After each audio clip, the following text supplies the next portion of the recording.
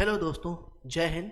मैं Akhilesh Kumar class today के digital platform पे आप सभी लोगों का स्वागत करता हूं, इस उम्मीद के साथ कि आप सभी लोग स्वस्थ होंगे, मस्त होंगे, बहुत ही अच्छे से अध्ययन कर रहे होंगे, है ना। आज की ये नेक्स्ट क्लास हिंदी की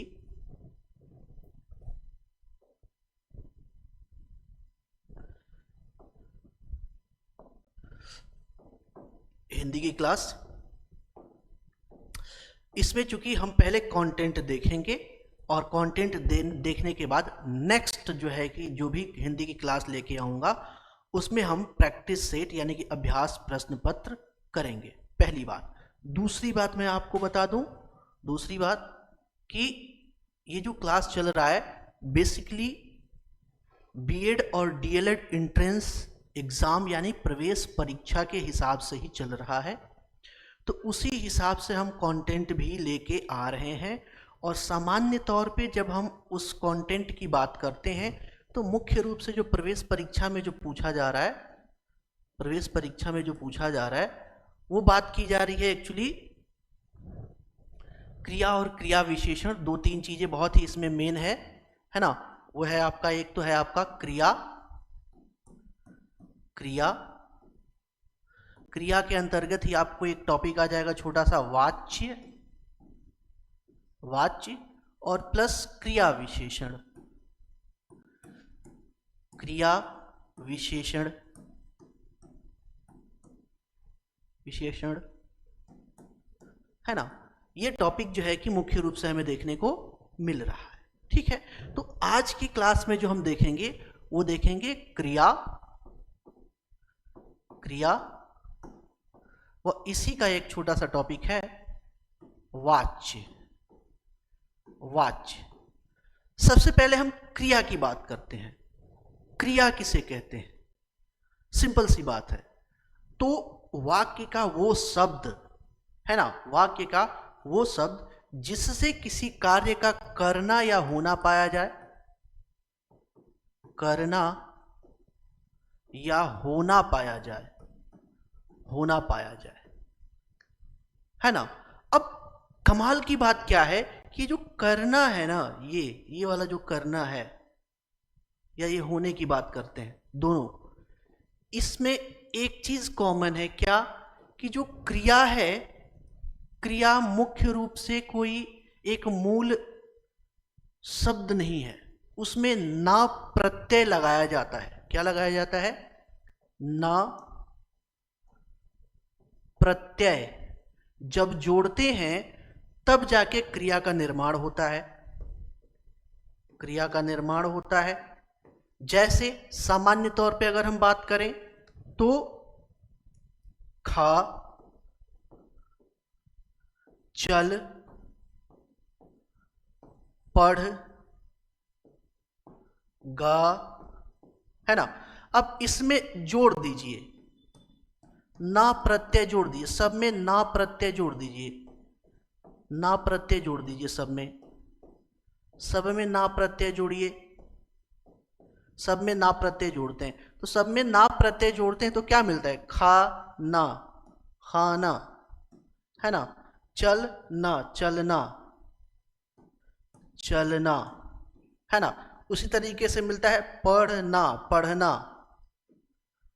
पढ़ना, है ना। उसी तरीके से नेक्स्ट क्रम में मिलता है गाना, गाना। ये एक्चुअली क्रिया है। और ये क्या होता है कि ये वाला जो पार्ट है, ये वाला जो पार्ट है, इसकी बात अगर हम करें, अगर हम इसकी बात करते हैं, देखिए ये वाला जो पार्ट है ना, ये इसे बोलते हैं, इसे या इसे आप कह लीजिए कि कंबाइंड रूप से बोलते हैं क्या, इसे पूरा पूरा जो है इसे बोलते हैं धातु। कंबाइंड रूप से क्या बोलते हैं? धातु बोलते हैं, धातु बोलते हैं। इसे बोलते हैं मूल धातु, सॉरी, इसे बोलते हैं मूल धातु। और इसे बोलते हैं यौगिक, यौगिक धातु। और यही यौगिक धातु को क्या बोला जाता है? क्रिया बोला जाता है। यही क्या है? क्रिया है मुख्य रूप से। इसका मतलब आप कह सकते हैं कि क्रिया क्या होता है?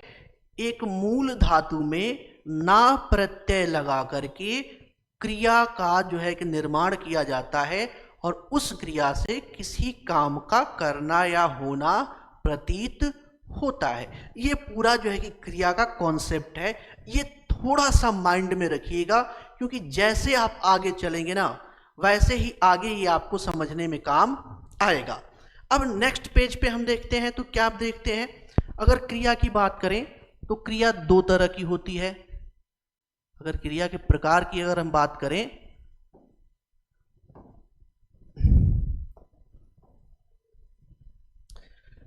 क्रिया के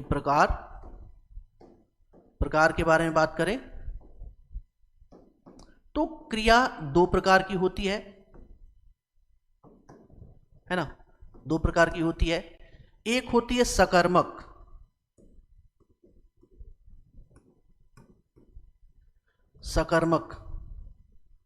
सकर्मक क्रिया होती है। दूसरी होती है अकर्मक क्रिया, अकर्मक क्रिया होती है। अब इस क्रम में हम क्या देखते हैं, सकर्मक क्रिया और अकर्मक क्रिया। सकर्मक क्रिया में देखते हैं तो इसमें जो है कि जो क्रिया होती है, जो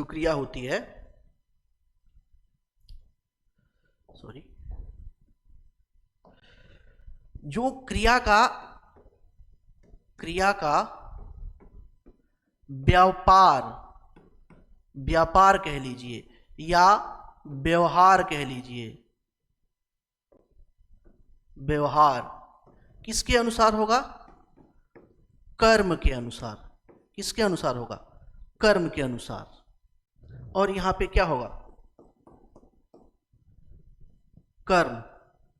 कर्म के अनुसार होगा और कर्म पे प्रभाव पड़ेगा, यानी कि इसका कर्ता पे प्रभाव नहीं पड़ेगा, कर्ता पर कोई प्रभाव नहीं होगा, कोई प्रभाव नहीं होगा, है ना। जैसे एग्जाम्पल के तौर पे अगर हम देखते हैं तो देखेंगे राम ने आम खाया,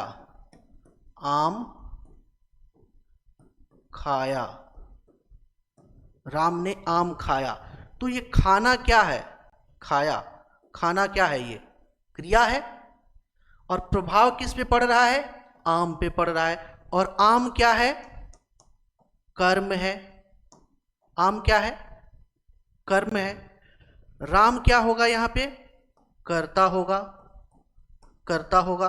तो इस तरीके से हम देखते हैं कि सकर्मक क्रिया में क्या होता है, जो भी वाक्य होता है, वाक्य में जो है कि जो आपका सब्जेक्ट होता है, प्रेडिकेट होता है, वर्ब होता है, यानी कि कर्ता, कर्म और क्रिया होता है। तो क्रिया का जो प्रभाव होता है वो कर्ता पर न पड़ के किस पे पड़ता है, कर्म पे पड़ता है। तो इस तरह के वाक्य में जो क्रिया होती है वो कैसी कहलाती है, सकर्मक क्रिया कहलाती है। कैसी कहलाती है, सकर्मक क्रिया कहलाती है। अब बात करेंगे कि अकर्मक क्या होती है। तो वो वाक्य या वो क्रिया, वाक्य में वो क्रिया जिसका प्रभाव कर्ता पे पड़ता है। जब क्रिया का व्यवहार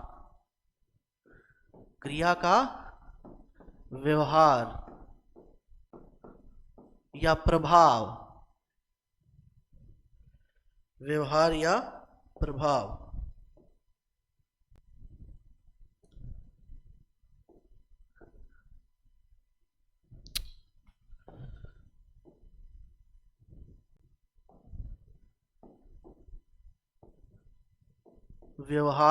या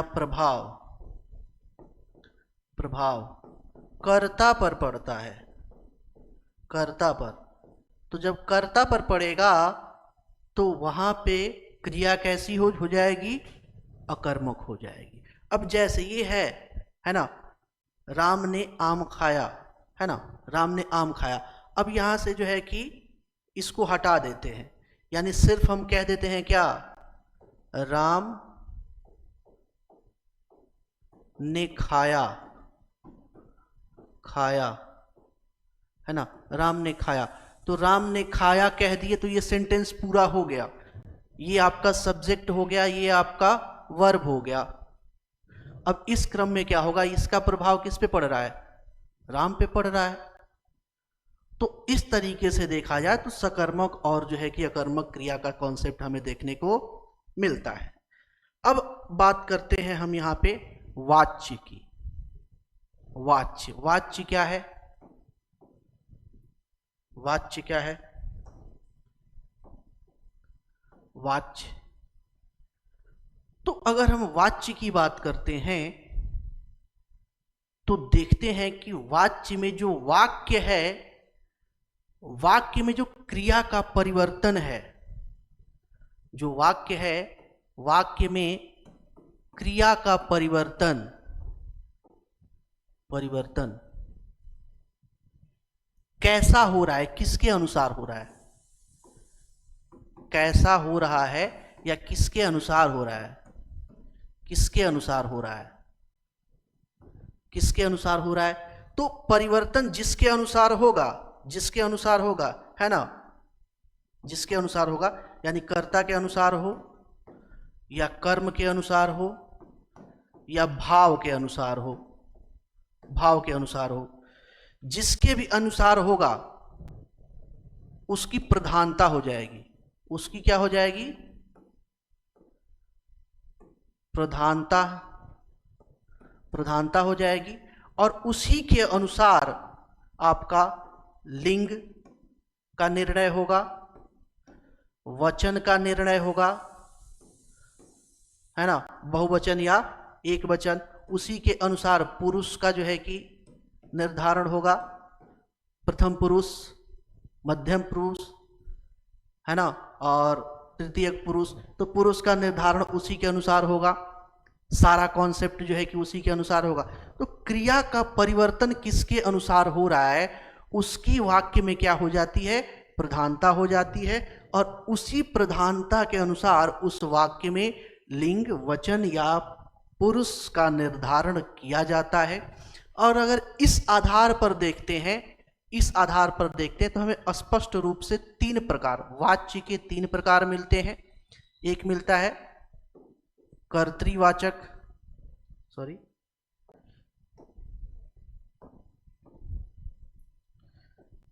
कर्तृवाच्य, कर्तृवाच्य। दूसरा मिलता है हमें कर्मवाच्य, वाच्य। और तीसरा मिलता है हमें भाववाच्य, है ना, भाववाच्य। अब इस क्रम में देखते हैं, एक एक करके देख लेते हैं, सबका एग्जाम्पल एक एक करके देख लेते हैं। तो यहां पे देखते हैं कर्तृवाच्य। पहला है कर्तृवाच्य,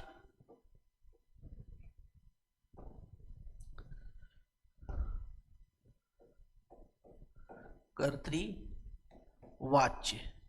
अब कर्तृवाच्य में क्या होगा, तो कर्तृवाच्य में जो प्रधानता होगी वो कर्ता की होगी, कर्ता की प्रधानता होगी, है ना, कर्ता की प्रधानता,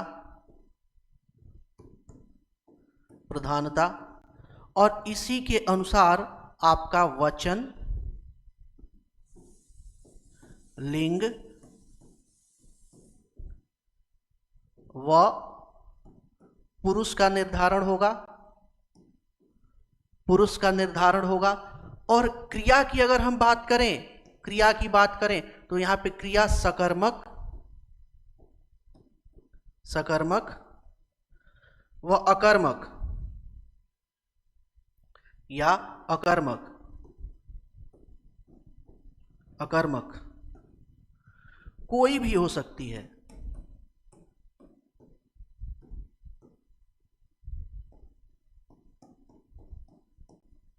हो सकती है, इससे यहां पे कोई लेना देना नहीं है ना। जैसे एग्जाम्पल के तौर पे देखें, राम अच्छी पुस्तक पढ़ता है ना, पढ़ता है, पढ़ता है। अब इसमें जो है कि प्रधानता जो है कि सॉरी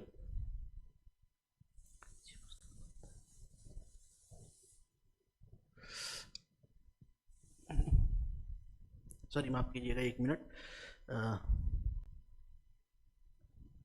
ये एग्जाम्पल सही नहीं है, इसको हटाते हैं।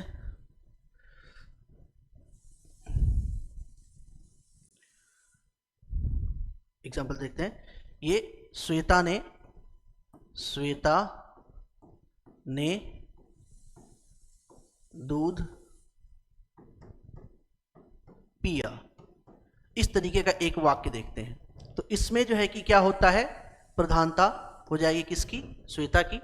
और श्वेता के अनुसार ही जो है कि श्वेता क्या है, लड़की है, चूंकि लड़की है ना, लड़की है।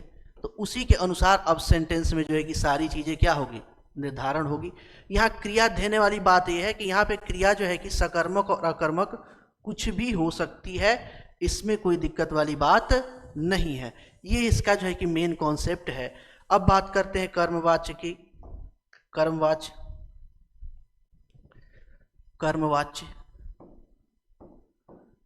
कर्मवाच्य की बात करते हैं।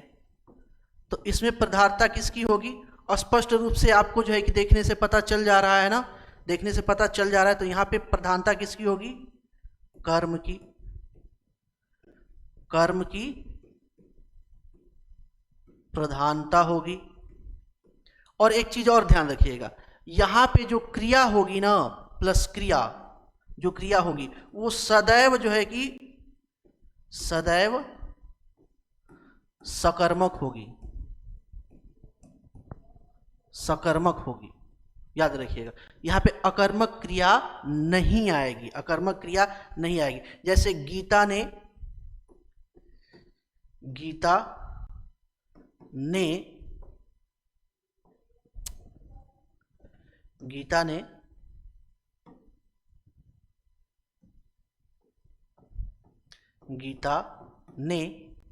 भागवत गीता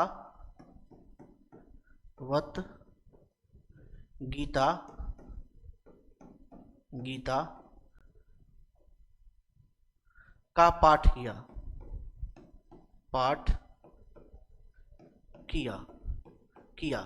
तो इस जो है कि यहां पे हमें देखने को मिल जाएगा, है ना।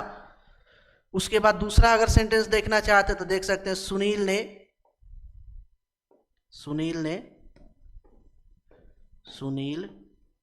ने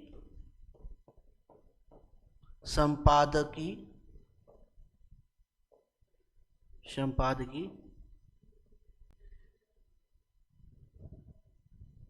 लिखी।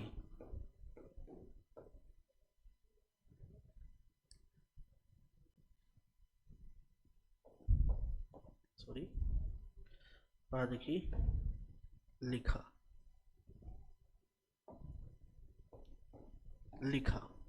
तो इस तरह का सेंटेंस यहां पे हमें देखने को मिलेगा, जिसमें प्रधानता किसकी होगी, कर्म की प्रधानता होगी, और सदैव जो है क्रिया कैसी होगी, सकर्मक होगी। ठीक है, ये ध्यान देने वाली। अब ये कॉन्सेप्ट के बेस पे ही जो है ना हम प्रैक्टिस करेंगे। जब प्रैक्टिस करेंगे तो ये और ज्यादा क्लियर होगा। अब आगे चलते हैं नेक्स्ट।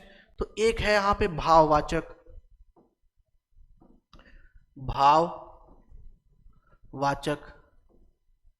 या भाववाच्य की बात करते हैं। तो यहां पे किसकी प्रधानता होगी, भावना की या भाव की प्रधानता होगी, भाव की प्रधानता होगी। साथ ही साथ देखा जाए तो भाव की प्रधानता के साथ साथ यहां पे क्रिया जो है कि कैसी होगी, सकर्मक होगी। क्रिया कैसी होगी, सकर्मक होगी। जैसे सीता से धूप में नहीं चला जाता। धूप में नहीं चला जाता, नहीं चला जाता, है ना। सृष्टि से रोया नहीं जाता या हंसा नहीं जाता, सृष्टि से हंसा नहीं जाता। आप ये भी कह सकते हैं कि इसमें जो है ना संभावना जो है कि ना नहीं शब्द जो है कि ज़्यादा प्रयोग करने को मिलता है ना। अब यहाँ पे प्रधानता किसकी है, धूप में चलने की है, भाव है, भावना प्रकट किया जा रहा है ना। हंसना क्या है, एक भाव है, तो हंसने की भावना जो कि खुशी की भावना है, खुशी की भावना में लोग क्या करते हैं, हंसते हैं, तो उस भावना को प्रकट किया जा रहा है। तो इस तरह की जब भी जो है कि वाक्य होते हैं तो उन वाक्यों में जो आपका वाच्य होता है वो भाववाच्य होता है। ठीक है, ये पूरा जो है कि कॉन्सेप्ट हो गया। अब इसके बाद से नेक्स्ट क्लास जब भी हम लेके आएंगे उस क्लास में जो है कि क्या किया जाएगा, इसका प्रैक्टिस किया जाएगा। ठीक है, तो आज की क्लास में इतना ही रहने देते हैं, मिलते हैं आपसे नेक्स्ट क्लास में। आज के लिए धन्यवाद।